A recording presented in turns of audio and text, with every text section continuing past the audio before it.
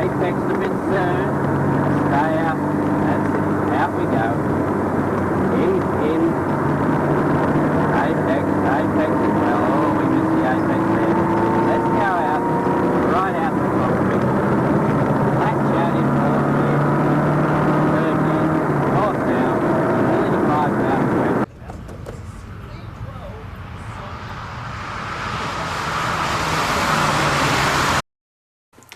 Last time on repairs to this poor old Triumph 2500 Mark 1. Well, I've just discovered something that I don't like at all, and I'm not sure what I'm going to do. So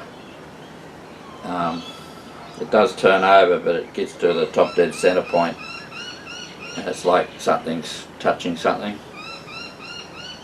It gets very hard to turn, and it does turn, but I have no idea what that could be.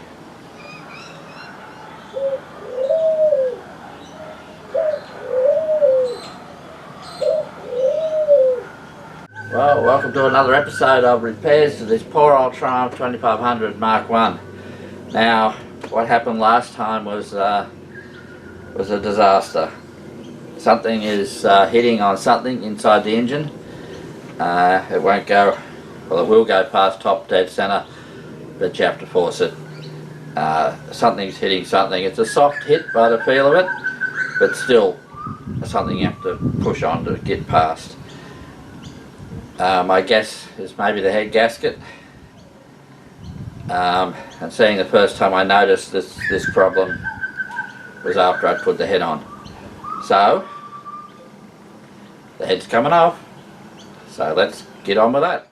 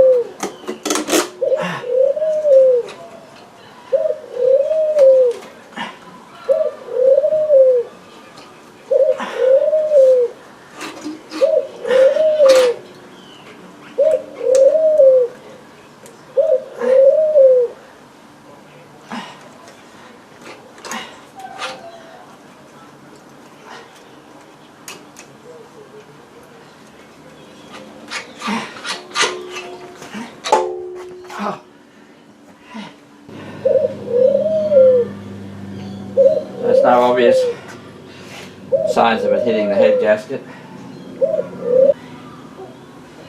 I suppose the next thing is to see whether this is going to turn without the head on it. Some ways I hope it doesn't, other ways I hope it does, because I don't want to have to pull more apart. Alright. let's see.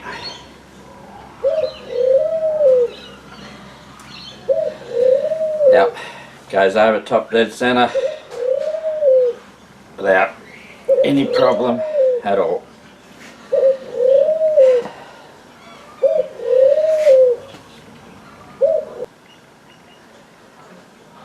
Nothing's jumping out at me saying I'm hitting something.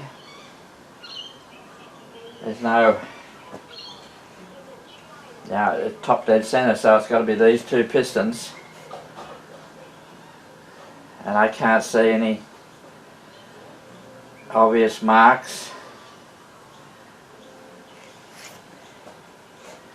anywhere. It's just a bit of head gasket there, but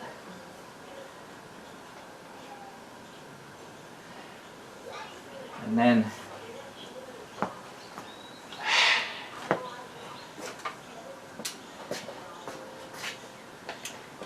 then looking at the head,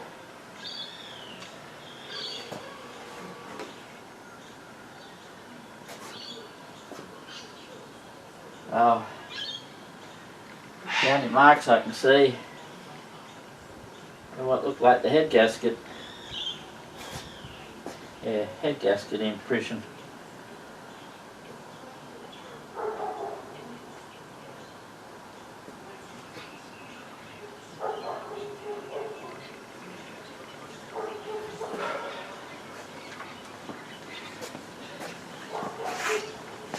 Looking back at the engine,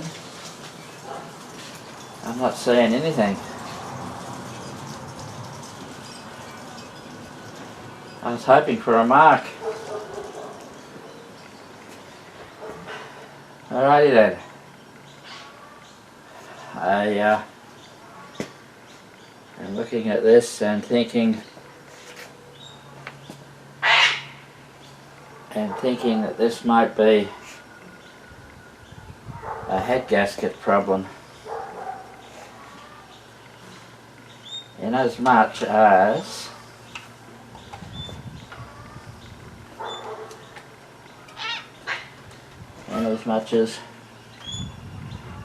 have a look at that, how the piston is over,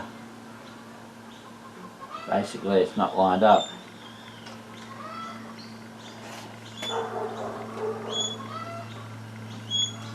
The back one's better. Can't really tell what the other's not up, but I think that's the problem.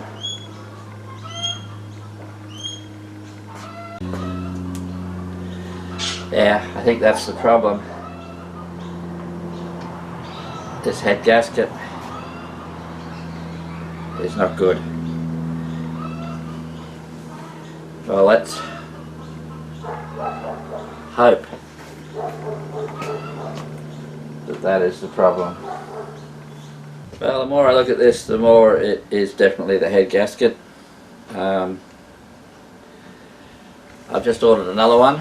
I didn't have any in stock. This was the last one they had that I bought, so hopefully that's a good thing, because maybe a nice new stock one might not have this problem. So I won't be able to do much other than clean it up and get it ready for however long it takes for this new gasket to come. So for me it's going to be a while, but for you it'll just be like that. Alrighty, one new gasket, different brand, and it appears to line up with all the cylinders. So it's all looking good. So I think it's back to what we were doing before. Put a little bit of silicone along that edge there, and let's get the head on. Alrighty then, it's time to, well, the head's back on. There you go. Back to where I was about a week ago.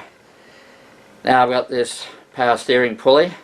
It's had this bit here that used to stick out quite a bit. That's been machined off. That will do two things: stop it fouling on the electric fans, but also means I can use the original sort of bolt that holds things on. So let's get this on. I'll tighten that up once the flywheel's on and I've got some way of jamming it up. Alright, the next job is the rocker gear. So let's get on with that. Before I attempt to put the rocker gear on, maybe it's time to turn it over and make sure all is well.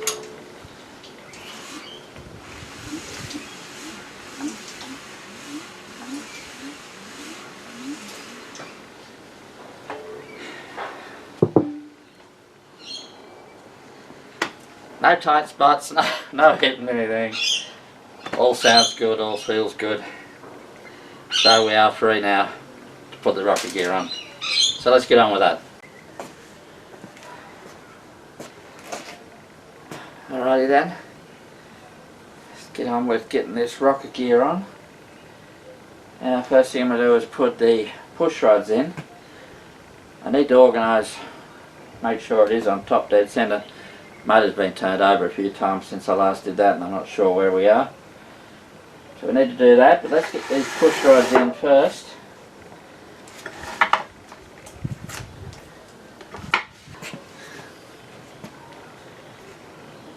Now these are all going in where they came out of.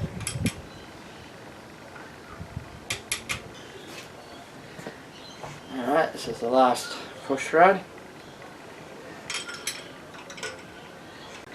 Alright, distributor is just sort of back end temporary.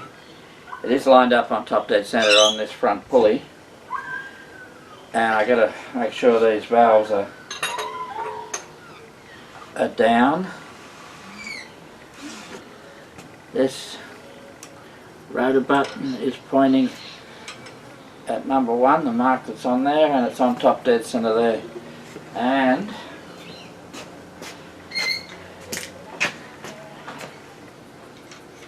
the piston is at the top.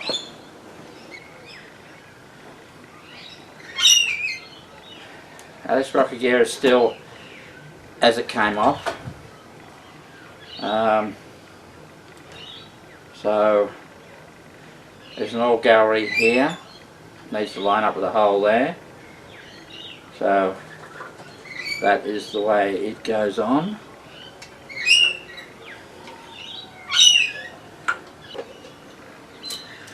Because as you do these up, some valves are going to go down or open, depending on how you look at it.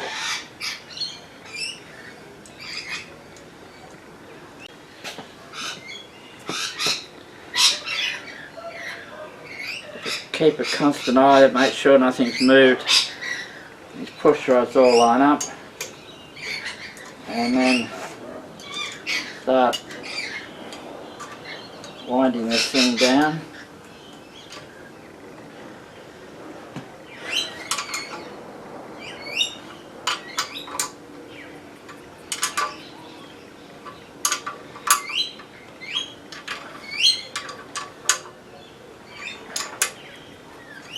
Alright, there'll be a torque wrench setting on this, so I better go look that up. And then there's the process for setting the tappets. It works by when some valves are either fully open or fully shut. But I think when certain ones are shut, other ones you have to set the tappet at. There's a whole sequence in the workshop manual, so let's get on with that. Alright, the workshop manual says that it should be 10 thou clearance on these tappets. Amazingly, these feeler gauges don't have 10. They've, so I've had to add 4 and 6 together. So, when number 1 and 3 valves are fully open,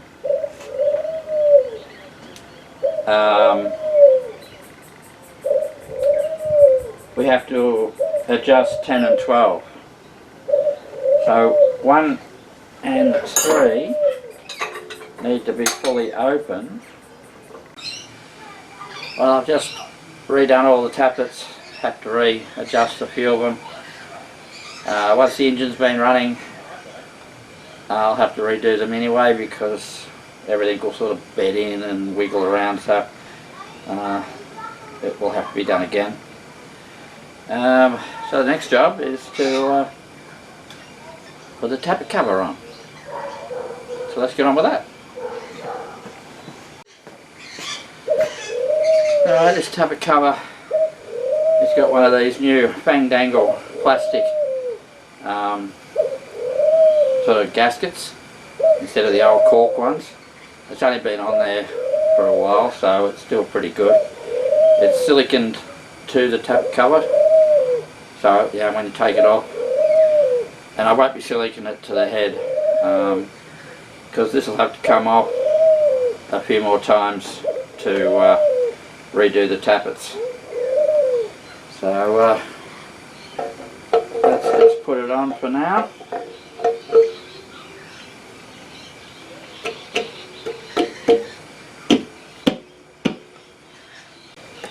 Alrighty, so I'm going to put the distributor in properly, the water pump on, maybe put the dipstick in. Oh, I've got to paint the head, and then it can come off the engine stand and move on towards getting it in the car. So let's get on with one of those jobs. Well, I think the next thing to be done is to mask this up so I can get some paint on the head and a few other spots that got missed when I was painting before. So let's get on with that. Now, time to get a bit of paint on this head.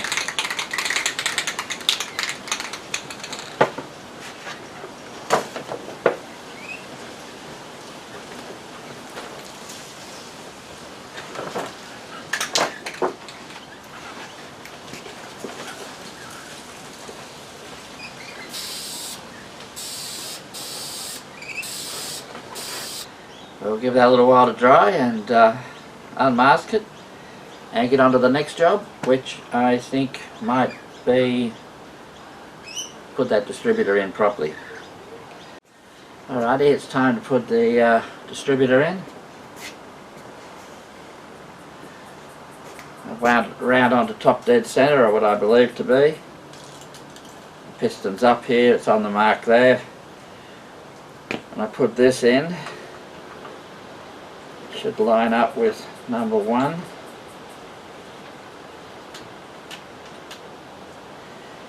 And there's a mark on here that it does line up. So we'll go with that. Now it's time to put this water pump on. All the silicone and gasket are done.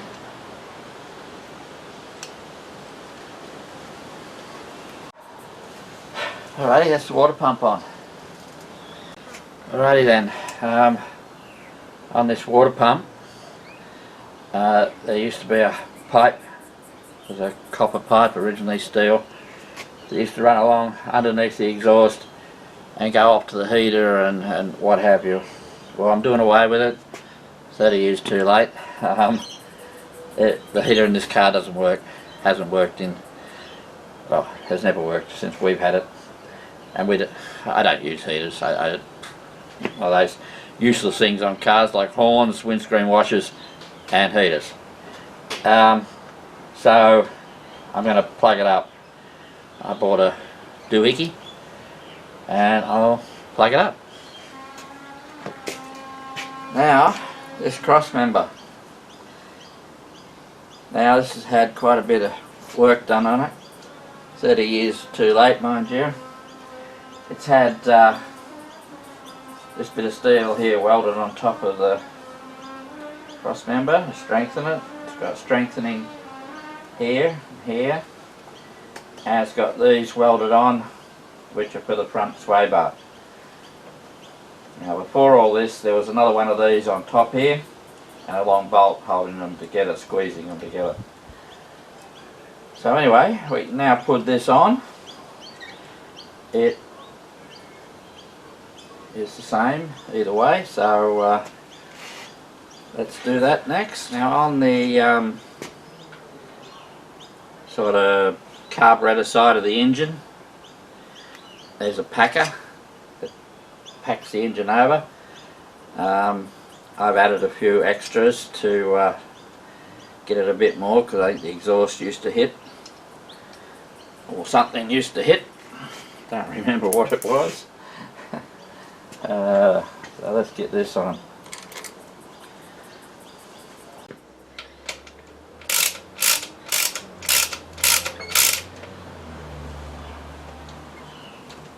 Well, that's about it for this episode of repairs to this poor old Triumph 2500 Mark 1. The engine, the motor, it is done as much as I can do it while it's on the engine stand. So that brings us to the end of this episode. Tune in, same duck time, same duck channel, for more mechanical mayhem on this poor old Triumph. When you'll see me take this thing off the engine stand, get the flywheel on, the clutch on, gearbox on, and actually physically put it in the car. You won't believe what I just saw fly overhead. Bye for now.